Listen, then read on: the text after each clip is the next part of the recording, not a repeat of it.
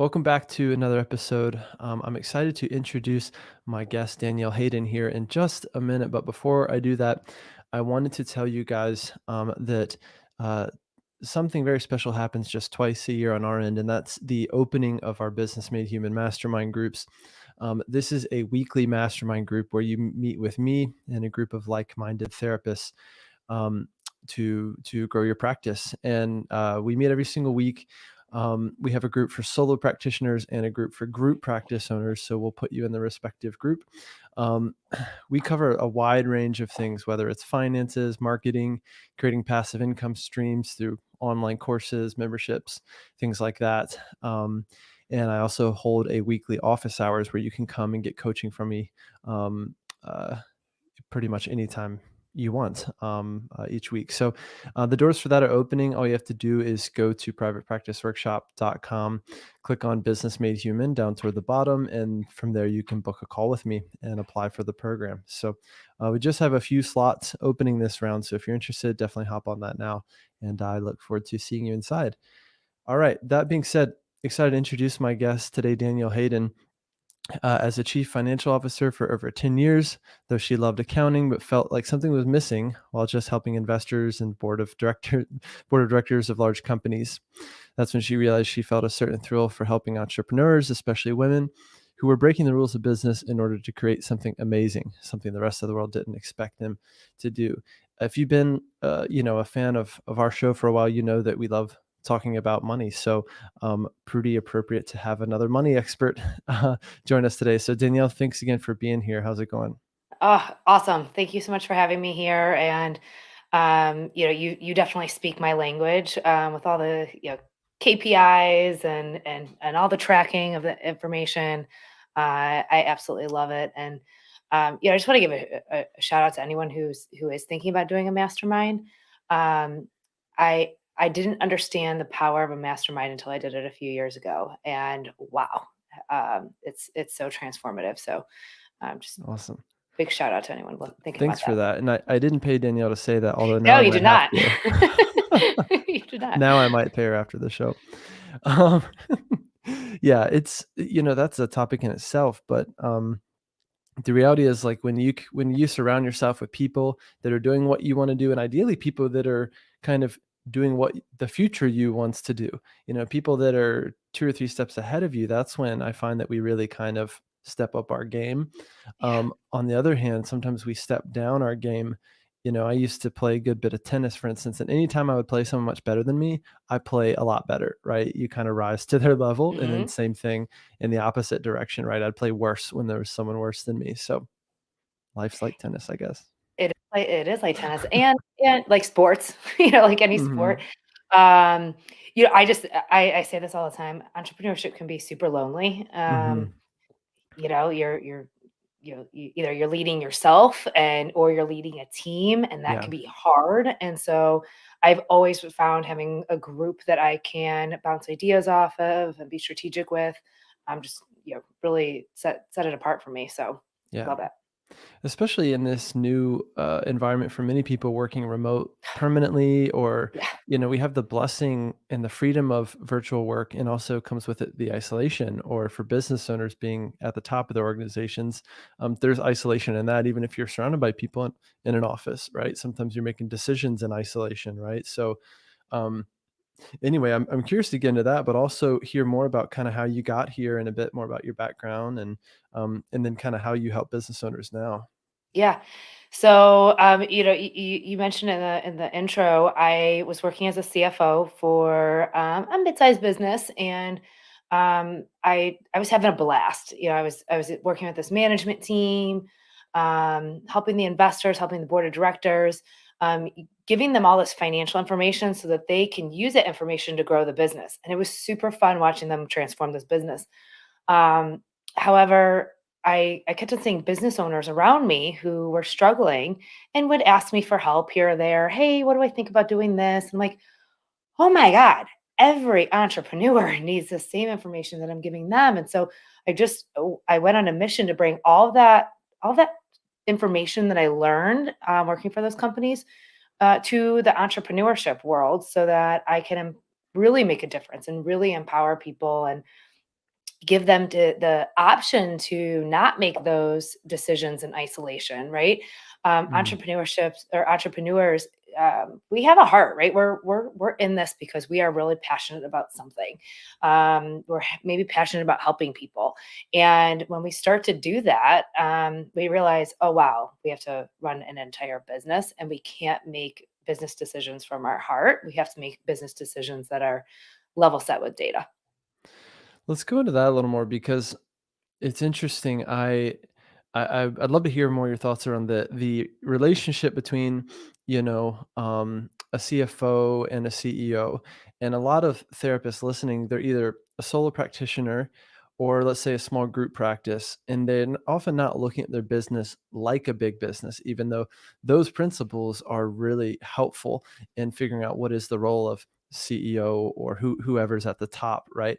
In a lot of therapists, just a starting point for them would be actually getting their numbers or having a profit and loss statement or a balance sheet on hand, and then going, what the heck do I do with that, right? Or at minimum, maybe your bookkeeper provides that, but you look at it every month and you go, all right, I don't really know what's going on other than, I made 5 grand this month, I Yeah. think. Right. So Mhm.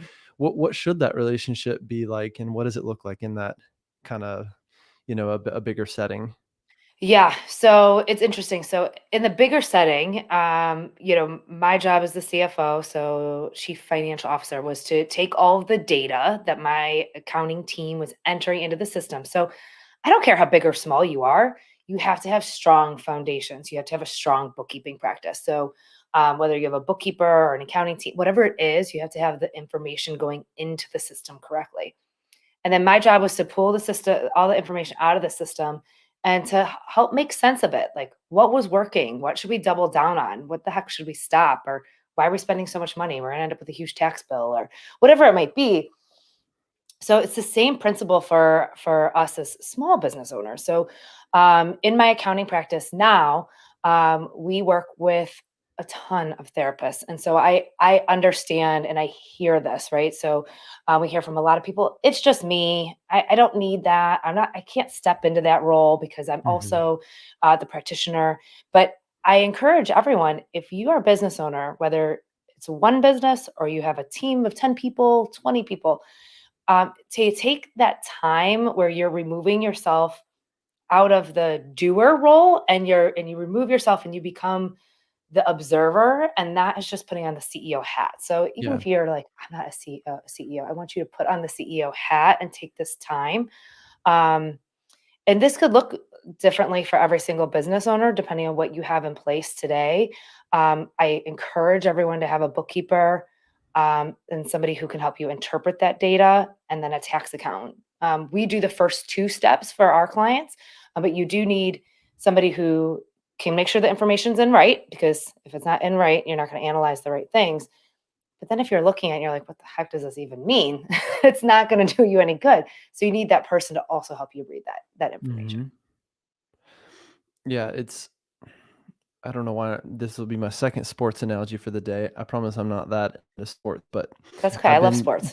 I have been telling some of our therapists recently in our programs, um, think of yourself instead of being like the quarterback on the field. This is a football analogy for any non-sports fans like my wife who's like, "What's a quarterback?"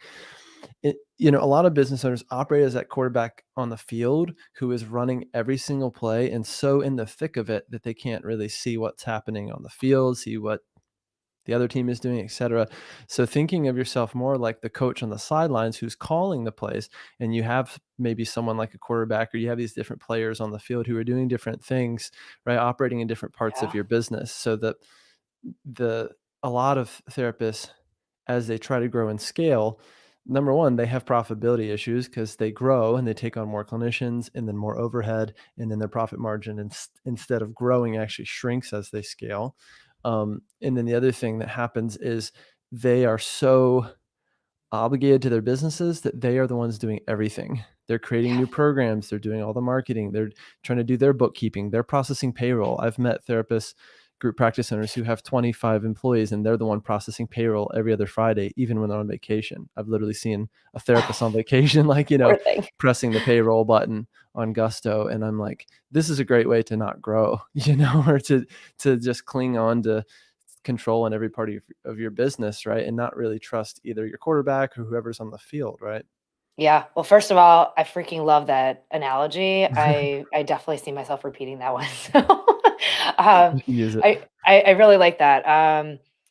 You do. You have to be the coach for the rest of your team, and I think that as you you scale is putting the people that you trust in place. I don't care what business you have. That is key.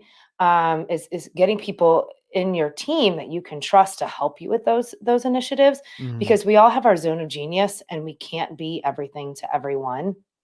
Um, and then the other thing I'll say here is, look, no shame. Like, we have a lot of therapists who will come to us and say, I'm so unorganized, or I'm so deep into this, or I'm so overwhelmed that they let that become a barrier to ever getting help because they're scared to get help, right? Right? Because they feel like they're too big of a mess. And so I just want to say there's no shame and there's no judgment in that. We have clients who come to us who, it doesn't matter how long you've been in business or how big you are, we've seen it Mhm. all. So I always like to say that because, um, I think that's important. I know that there can be a lot of shame around money, and so when we work with people, we're like, let's let go of that, because what's Yeah. most important is that you get the help that you deserve. Yeah, I have been one to spend a lot on financial services, and I continue to be. I will tell you, even right now, with where I'm at, I have, off the top of my head, a bookkeeper. I have two accountants, because we're set up in two different states. I have a profit first coach, and I have a personal financial advisor. It's like I have all those people, and sometimes when stuff's going on, they're all copied on an email because it all is intertwined, right? Or even the personal financial piece to me is really critical, given that as business owners, you have a certain heightened level of risk, or potentially variability in your income, or how your income is affecting your tax situation, or your partner's income affecting your tax situation. So to me, it all has to kind of be integrated. But the money I've spent on financial help, has always come back to me. If Yeah. nothing else, it helps me sleep better at night, right? Knowing what Yeah. the You finances have actually look like. you have the right team in place. I always tell Mhm. people, it's like a triangle, right? So I want everybody to have, a bookkeeper slash, um, financial interpreter, right? And then tax accountant and financial advisor. Those are the three pieces, that is a requirement for every person. And you're right, your financial advisor serves, for you personally, but let's all be real, we're in business to serve our personal lives as well, right? Mhm. So they are as intertwined as it gets, because if your business is not doing well, you're not doing well personally. Yeah. Yeah, I also see, we ask a couple questions when people apply to our programs. One being their annual gross revenue, and then another one being the money they actually take home. And we see tremendous discrepancies there, right? Again, I see very large group practices where the owner is making less than they ever made as a solo practitioner, Yeah. charging 150 a session. So there's a tremendous amount of therapists, I think, who, again, as they grow and try to scale, their profit suffers tremendously, and they get into this like eternal carrot chasing of just a little longer and then I'll start paying myself, or just a little longer and I'll start paying myself more, Yeah. right? And that's, you probably see that a good bit too, the kind of the psychological component. Yeah. Yeah, we do. And sometimes it's just also not knowing, right? We hear that question a lot is, I want to pay myself. I see my gross income increasing, but I'm not really sure what my operating expenses are. I don't know if I'm safe to pay myself. How much do I pay myself? Am I an LLC or an S corp? How do I pay myself? So people kind of get in this spiral of not knowing what and how and when. Um, everyone has this term of know your numbers. And I know that that can seem very vague, but that's part of it, right? If you know your numbers, then you can start to make those business decisions. So, We're in April right now. And so a big conversation that we've been having with our clients over the last 3 months is, should we become an S Corp, right? So once we hit a certain net income level and we're taking home consistent owner's draws, maybe it's time now to put ourselves as an S Corp so that we can take home payroll. And so that's a huge conversation that we're having. But if you don't have a bookkeeping process in place and you aren't looking at your financial statements on a regular basis, you miss the window, right? Because there are some IRS deadlines, and so you miss that window for that. And Mhm. then on a moving forward basis, as you continue to go through the rest of the year, how do you decide how much to take as that salary or that owner's draw? And by knowing your numbers, right, when your bookkeeper sends you that information and you get on a call with your financial interpreter, going through and being able to figure out how much money you need to keep in for operating expenses. Profit first is a great way to do that. Mhm. Yeah, that's the model we use and teach a lot of our therapists. Along the lines of going from LLC to S corp in your organization, you know, getting on a W-2 salary for me was not only a critical step for tax purposes, right? And then when I first became an S corp, but even without that, I would say the psychological benefits were tremendous. And the reason is we are otherwise on this income roller coaster, as business owners of I would have a really great month and then a not so great month.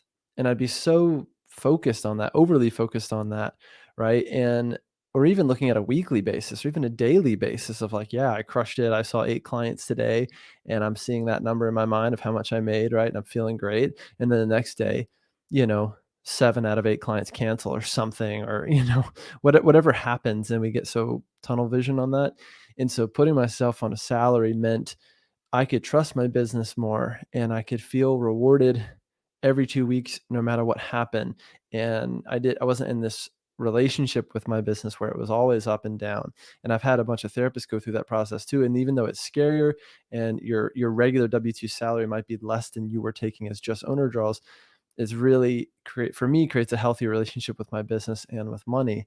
And then I just take owner draws, monthly or quarterly, and I can be very intentional about what to do with that money when I have a surplus versus every 2 weeks paying myself and you know some days I'm rich, other days I'm poor, and it's all going downhill, right? Yeah. And I have to make decisions with lump sums of money sometimes, which was a real problem for me early on, um, to know what to do with that. Yeah, I like that you talked about the mindset piece of that because we talk about that a lot with our clients. It can be scary to become an S corp. It can be scary to be a W-2 of your own business. But for anyone out there who's thinking, I can't take a regular salary, I want you to think about starting slow, right? Start taking something because burnout is real. It's a real thing, and I don't want you to become resentful of your business, which you're doing amazing work, and I want you to continue to be passionate about your business. I want you to be passionate about what you're doing. I want you to be on your mission as a business owner. But in order to be able to do that, you have to like keep that fire inside. And if you're not taking home a paycheck and you're not being able to support your personal life needs as well, you're not going to get there. So I think that's a great balance of between the mindset being important, the data being important, and being able to overcome that. Totally.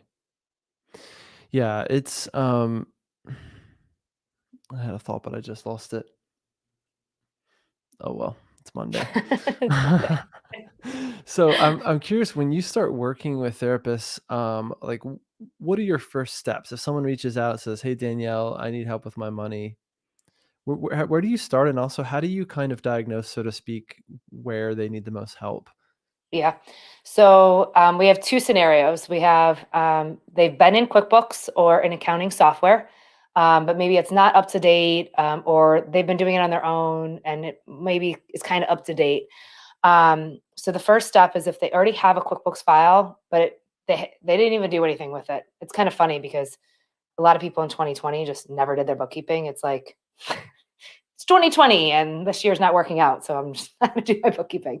So we're doing a lot of catch up work right now. So that means we go back in time and we process all the transactions. We make sure everything is in QuickBooks, and we restructure the income statement. We go through account by account and make sure that it's tailored to you, the business owner. So not just to the industry, to you, the business owner.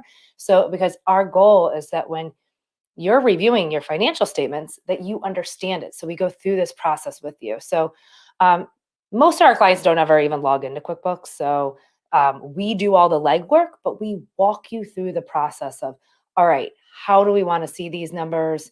How often do we want to see these numbers? So if you already have a QuickBooks, we'll restructure everything, make sure it's tailored to you, do that catch up work, and then take a step back. Then we get on a Zoom call with our clients and say, all right, here's where you're at today.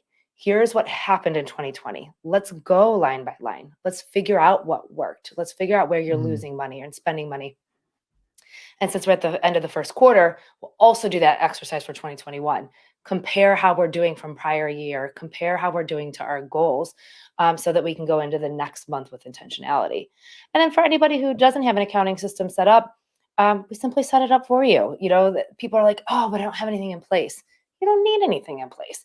If when you have the right team, you call and ask for help, and we get everything set up for our clients, get that profit and loss statement put in place, and make sure that we have the right systems in place to get through the year. So when you're looking at, let's say, a current month compared to previous months, what are you looking at in terms of what's happening in the business, and how are you helping, clients interpret those results? So I think that there's two reports, and both of them are standard in QuickBooks. So if you have QuickBooks, you can run both these reports on your own. Um, Compared to prior year is a huge one for me. This one, I think it can be really motivating. You can get a lot of insight from it. So where am I making money, right? Where is my money coming from?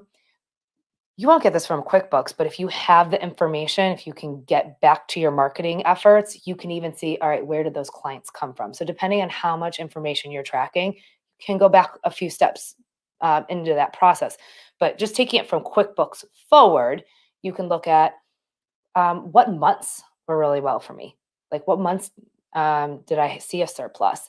If I have a few years within my accounting system, can I go back a few years and see trends? Maybe every July drops off. Actually, most of our therapists will be here.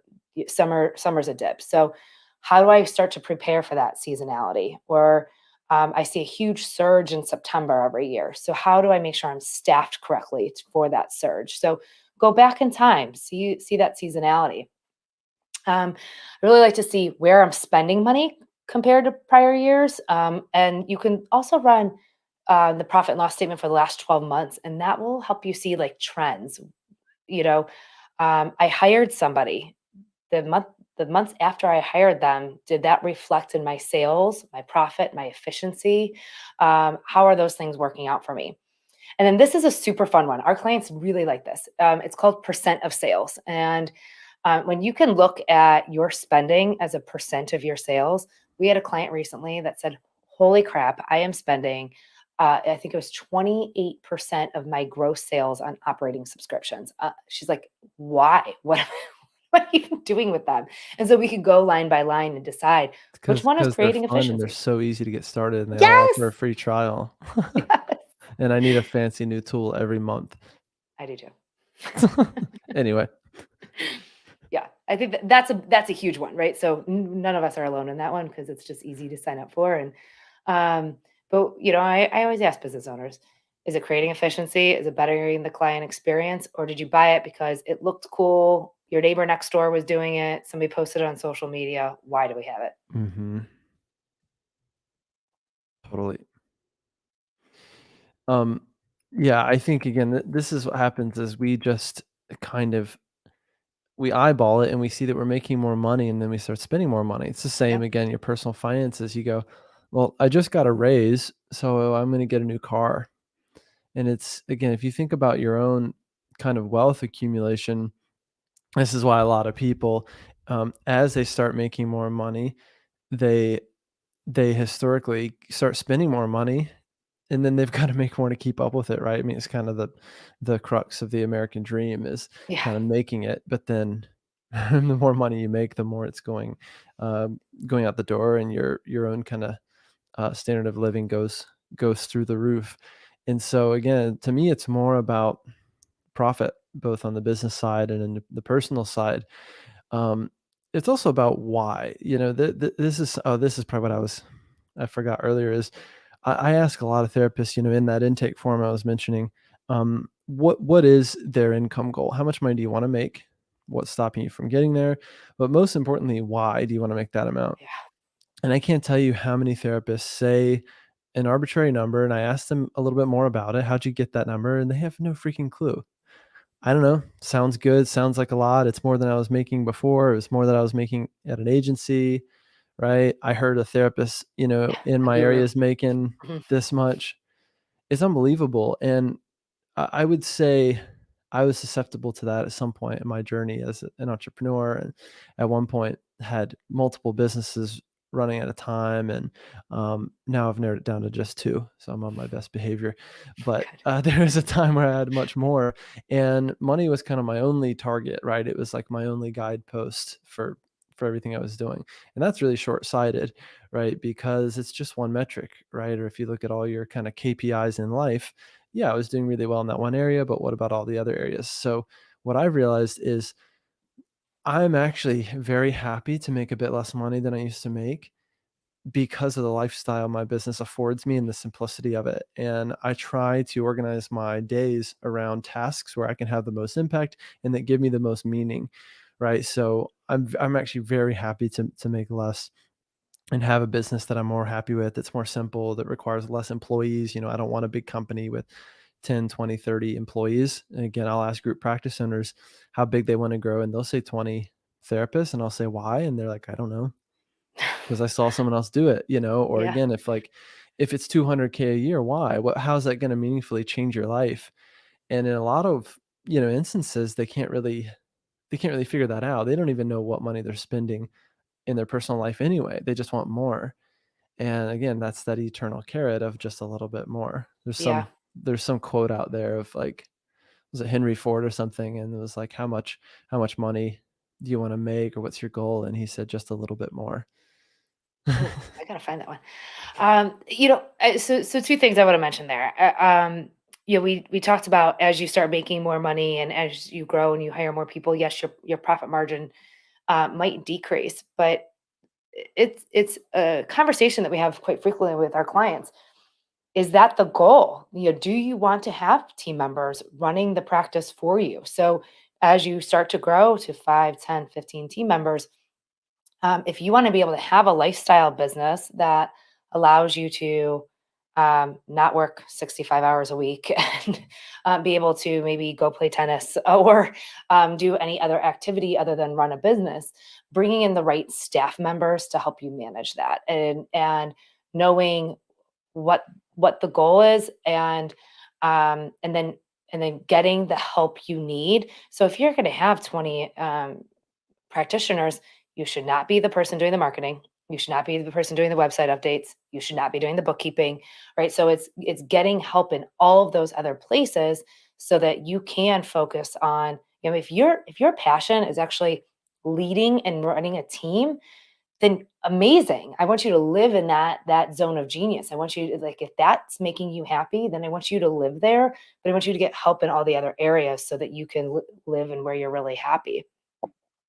The other thing, we were talking about a little bit ago about just, as you make more and spending more, I think it's okay to spend more if it's done with a goal.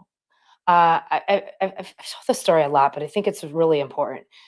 We had a client who came to us and said, "Look, you're going to tell me all year long that I'm taking home a loss, and that's okay. It's intentional." She's like, Yeah. "I am going to double down on everything. Running Facebook ads. I'm redoing my website. I'm going to every networking event in town. This is pre-COVID. I'm going to a bunch of conferences.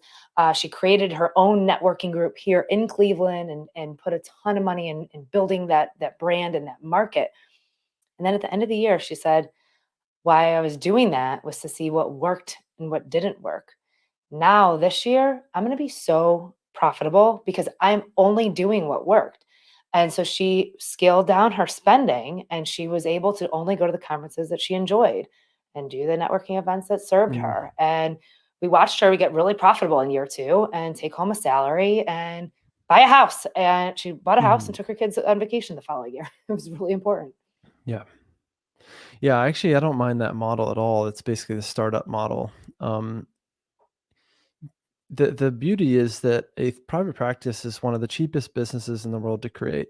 When you compare it to, say, a restaurant, right? My wife and I are really into watching Top Chef right now. It's Yeah, like it's very rough. guilty pleasure, and we're watching so much. It's unbelievable. And a lot of them, they need money to get started, right? And they need a lot of money. Um, Everything from a restaurant to lease, to furnish. The equipment is incredibly expensive. You need uniforms for the staff. You're paying staff before you've made a dollar.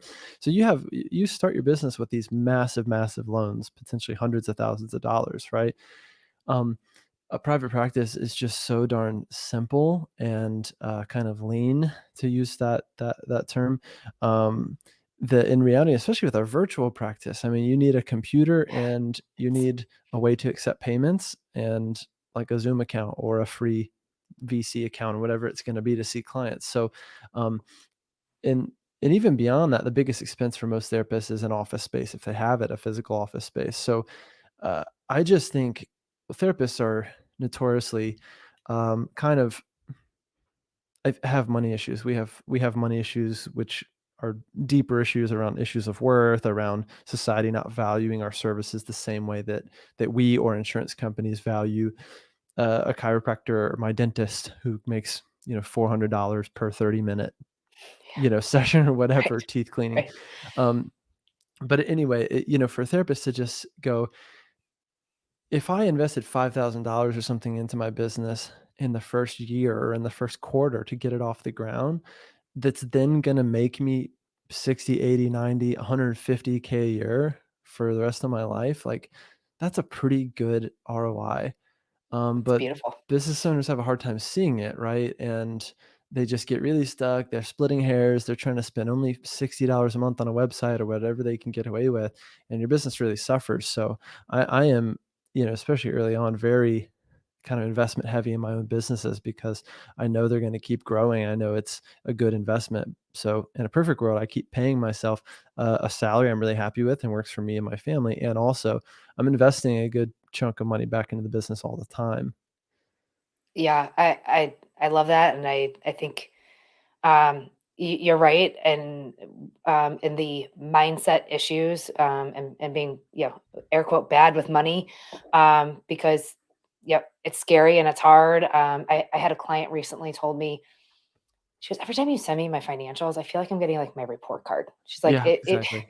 yeah, she's like, it takes me back to third grade, and I'm like, okay, how do we reframe this, right? Like, how do we frame Yeah, the report card feeling to it telling you what's working really well. So let's stop thinking about what's not working and what's working really well. And I love that. How do we reinvest back into our business, right? How do we make sure that it continues to grow and continues to serve us and yeah. not taking everything out of it that we possibly can? Yeah, it's interesting. Again, the issues of worth are huge, and as little children, we are graded from a very early age, right? And get your first report card, even if it's like, squares and triangles, and you're like, "Oh, I got a triangle. I'm a good boy," or not. In my case, I was not. I never got triangles or stars or whatever you were supposed to get. And then that report card, just carries with you until the day you graduate college, and then your report card gets replaced with your salary, right? If you get a regular job, or as in the case of a business owner who again tends to be very hypercritical of themselves, that's your new report card, is your profit and loss, if you even dare to look at it. Yeah, yeah. you know? But you make a good point. This is a very low investment to start this business, and if you have the right systems in place to be able to monitor that and to help you understand that and help you understand industry trends. So that's one thing that we've been working on with a lot of our clients is I don't want to call it benchmarking against each other, but being able to see where we're similar and where we're close, right?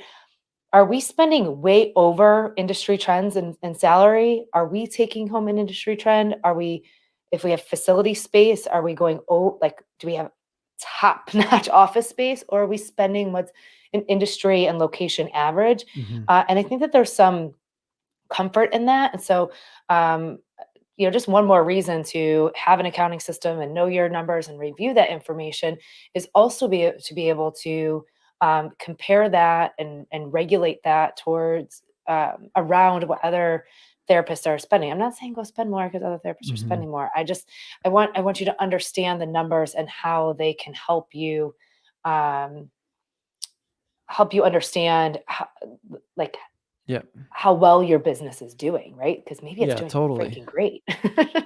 Totally. That's interesting too, right? We compare ourselves to others, usually in the negative, right? In that again, there's always someone doing more than me or making more than me or whatever.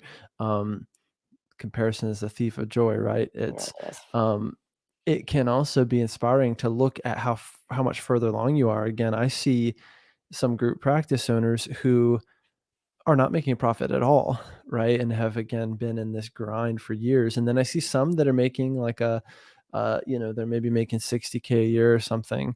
Um, and they don't see all the other group practice owners who are doing much worse. They only see the ones that are doing much better, or at Yeah. least on Instagram or whatever, appear to be doing much better. So I also just like to compare myself to where I was. I'm my own kind of measuring stick in that regard, right? And that I look back to where I was a few years ago. I look back to when I started my career and was making 40 grand a year and driving Uber and Lyft on nights and weekends. I was living in a uninsulated shack in Oakland, for a long time, because that's all I could afford.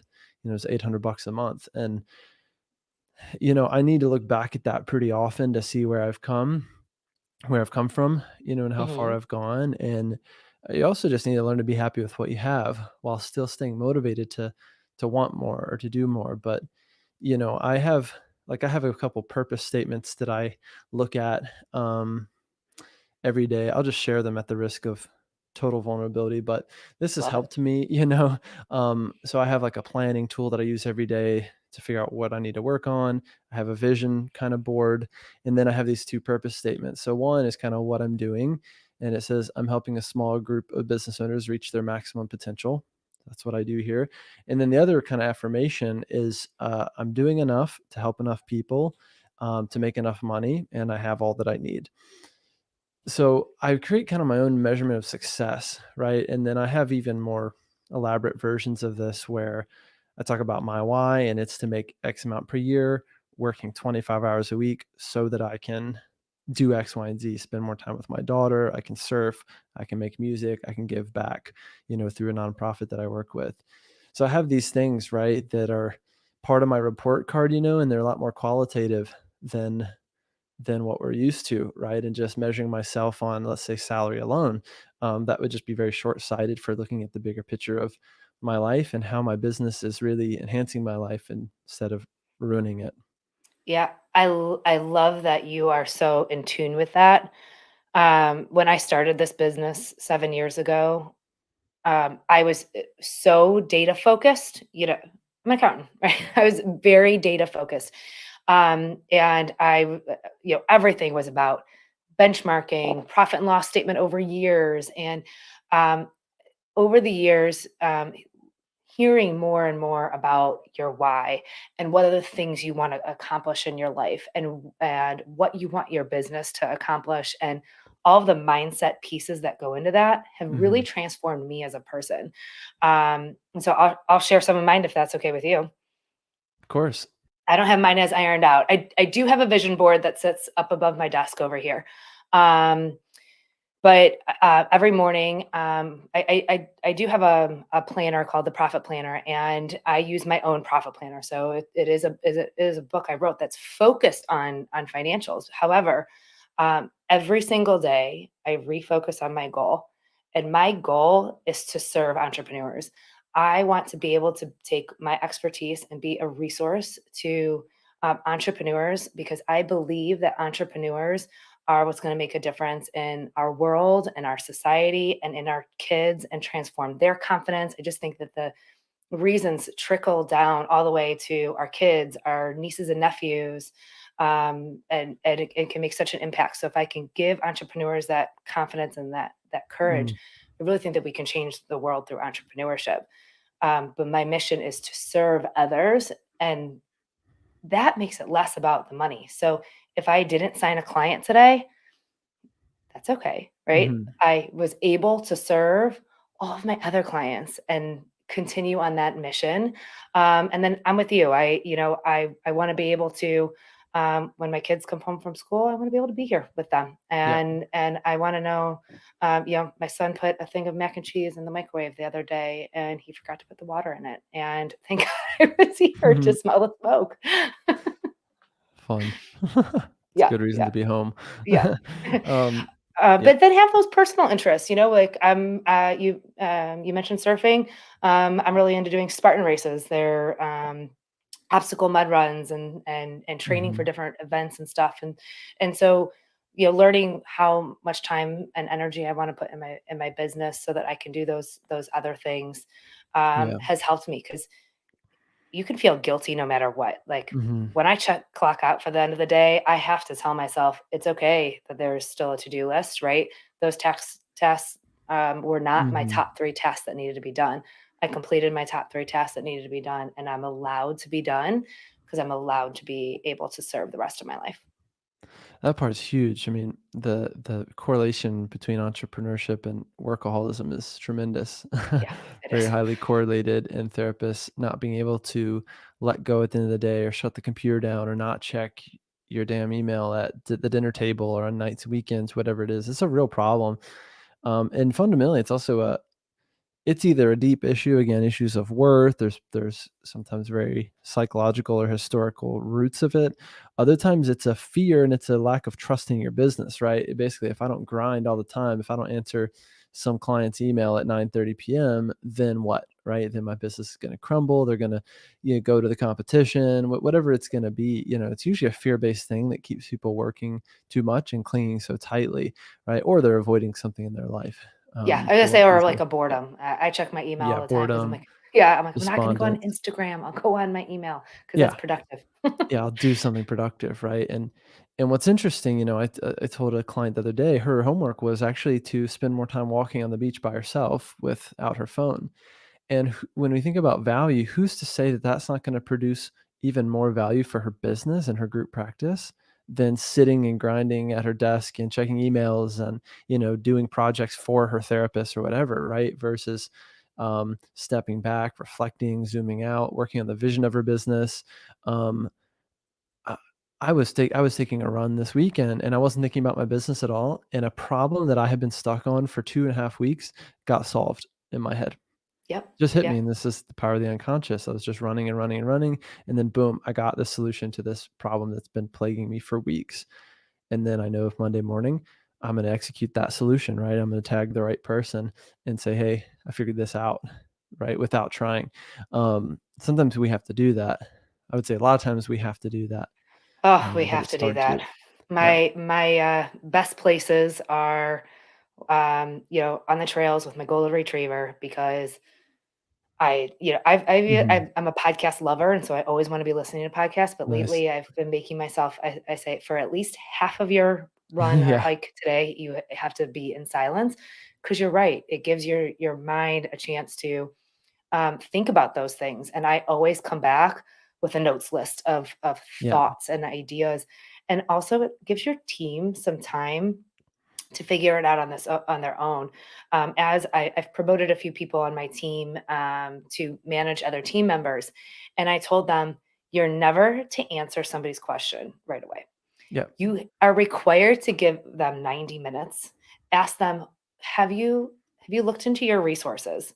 And then give them 90 minutes and do not respond, because you need to give people a chance to solve their own problems, and Yeah, that's trusting in huge. themselves and trusting Mhm. in the team, in them as team members. And so that's it's hard, but that's something Mhm. that we've been working on as a team. Yeah. Yeah, it's about, assigning the outcome versus just the task or being having a bunch of team members who just go fetch tasks for you, but ultimately you're the only one with the vision or the idea of where this is going. It's a really great way to never grow, or to never have your teammates grow and own their role. We got to wrap up here in a second, but for anyone watching live, if you do have questions about anything we've talked about your finances, your profit and loss, your mission, vision, values, is kind of where we've landed here at the end. By all means, ask those. We're, for those of you listening to the podcast, we're also here live on YouTube, which is a fun a fun little feature for me lately. So, we'll hang around just a second here. If anyone has questions, go ahead and ask them here. Otherwise, I'm hoping you guys have gotten a lot out of this. I know that I have. Danielle, maybe start to let people know any other thoughts or any other like just couple snippets of advice that you have for therapists, given your work with them, and then maybe you can close us out with just how they can get in touch with you and learn more about how you help. Yeah, absolutely. And go ahead and interrupt me if anybody pops in with a question. This is super fun. I'm really liking this live thing. This is cool. Um, this has been great. I even love that this where this conversation has landed. We have been working hard building a lot of team culture, and our exercise that we just did at our last team meeting was our value statement. And I wanted everybody to be able to weigh in on the core values. And it was really interesting. I had a set to start, and then we did this team exercise where everyone had a conversation and we contributed together, and we landed like this close from what I had at the beginning. And so that was really huge for us and really impactful.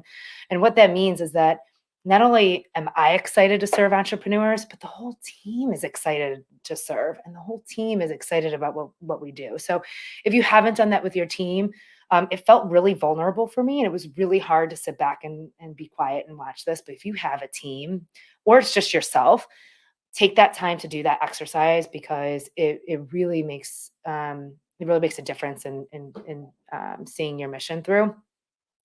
Any closing comments for therapists? We work with a lot of therapists, and um, don't stand in your own way, right? Like that's a big thing. Is money mindset is real. Mindset is real. It can feel shaming. It can feel embarrassing. It can, all those other negative emotions around that. But you're not alone. I'm telling you, you're not alone. You are not the only one, and nobody's judging you. I know that I feel judged all the time. That we have tons of clients who feel judged all the time. When we work with people, we are not coming from a place of judgment. So, um, you know, take the hand that's trying to help you up, because there are people who want to help. Yeah, we're all figuring it out. There's a lot of therapists that want like the magic wand, or they want to feel totally competent in all areas of their business. And if you are wanting that feeling, you're never going to really get it, because it's being a business owner is really about growth and kind of constant growth and learning and evolution. So yeah, we cling to wanting control and predictability, but there's some degree of just growth and discomfort in all of this. So Yeah. I think that's well said. Well, Danielle, this has been great. Thank you again for being here.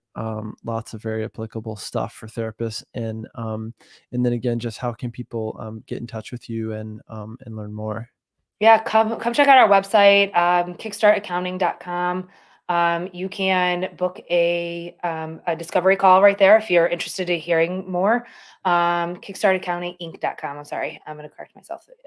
Inc.com. You could book a discovery call. You'll talk to me directly. So no high pressure sales techniques. Just curious to learning more. Come hang out with us on Instagram. I'm a huge fan of Instagram. We're doing a lot right now. I'm putting out tips and tricks and numbers to look at, and you can see lots of pictures of Lily, my golden, and us hiking all the time. So come hang out on Instagram. I'd love to hear more about your businesses and how I can be a resource for all of you. Cool. Awesome. Danielle, thanks again. It's been a lot of fun, and I'd love to have you back sometime. Um, yeah, Yeah, cool. let's do it. Yeah, All right. awesome. Thanks. Cheers.